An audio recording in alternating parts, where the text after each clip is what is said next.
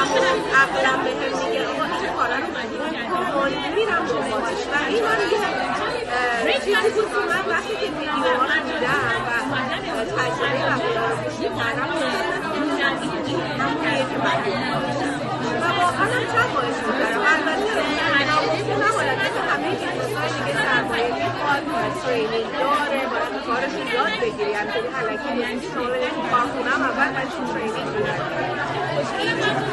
من یه ماه اولم رو واقعا 24 ساعت ترینینگ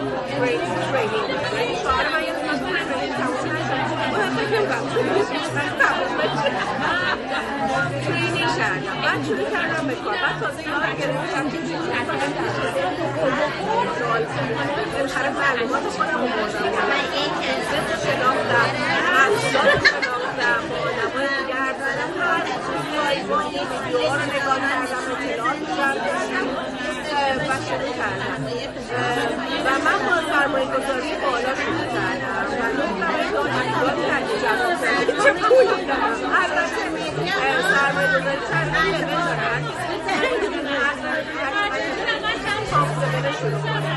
ولی بهتون بگم